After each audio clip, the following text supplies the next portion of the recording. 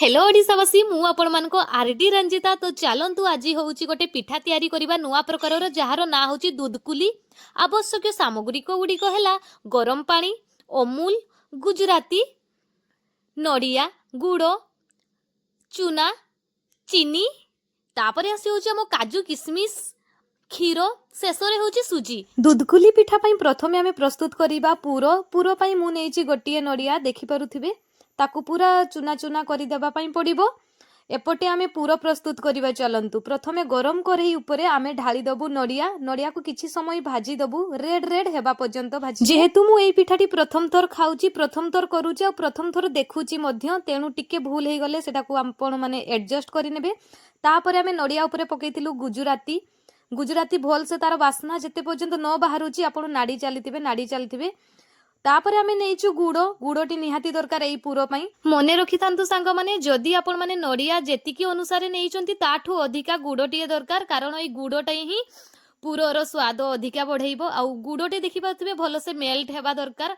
Melt हैला परे तार किछि एई टाइप रो रूप आसुची। तापरे आमे यूज करि नेइछु अमूल, जोडा कि अमूल आहुरी अधिका टेस्ट को बढ़ाइबो। अमूल को भल भाबरे मेल्ट करिवार अछि, कारण सेटा जदी टिके रही जिबे मोटा मोटा रही जिवो तो ताकू भल देखा भी जीवनी आखी को, तो ताकू भल से हमकू मेल्ट करिवा पई पड़िबो। मेल्ट करि सारला परे किछि हमर प्रस्तुत हेइतिला पूरो एई टाइप रो।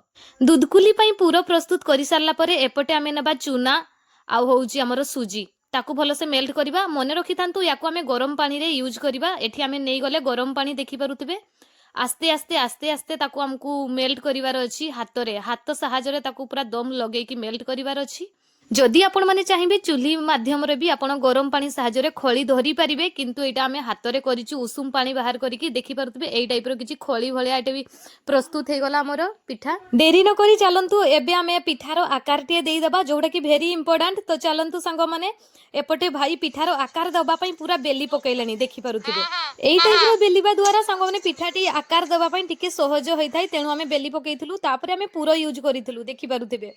किछि पूरो आपण माने साइड करिकि रखि देई थांतु, कारण एई पिठारे शेष समय रे पूरो अनेक आवश्यक रहिछि। तापरे एई टाइप रो जिजु किछि आकार दउचंती देखि पारुथिबे। ताकू आमे सुजी सहाय्य रे आकार टुकु भोल रे साइज करिकि ताकू आमे काटी नबु। तापरे हाथ रे ताकू टिके गोल गोल कर दबु। एई टाइप रो माने होउथला। जेहेतु एटा मु प्रथम थरो देखुची, पूरा अद्भुत लागिला। प्रथम थरो खाइची भी टेस्ट केमती अछि आपण माने शेष पर्यंत देखिले जानि पारिबे। तो संग माने दूधकुली पिठा पई आमे पूरो आ पिठा रेडी कर सारलु। एबे आमे क्षीर प्रस्तुत करिबा। तो चलंतु केमती करिबा आपण मानकु देखौची। प्रथमे आमे गरम पानी टिके उषुम करिबा।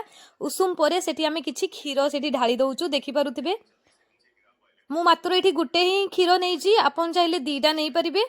तापरे आमे ताकू क्षीरटको भल से फुटै सारला परे गुजराती पकेई दबा देखि पारुथिबे। मने रखिथिबे संग माने एई क्षीरटी हमकू पूरा राबिडी टाइप रो करिवार अछि, तेनु आमे गुजराती सहित एठी अमूल भी मिक्स करिबा।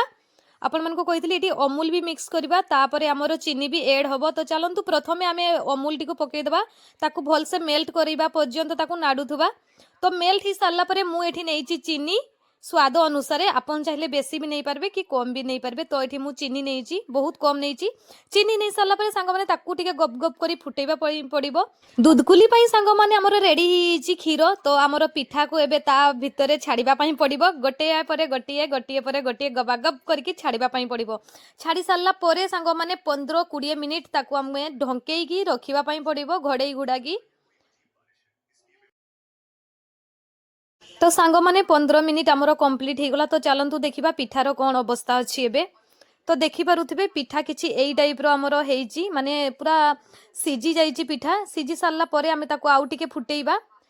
सांग माने आपण मानकू आरंभ रो कहउतली जो हमर पूरो रहिची ताको आमे एबे यूज करिबा, शेष रे यूज करिबा बोली आपण मानकू कहितली। तो चलंतु पूरो यूज करचे। तापरे आमे किछि ड्राई फ्रूट मध्ये एठी यूज करिबा, काजू आ किशमिश।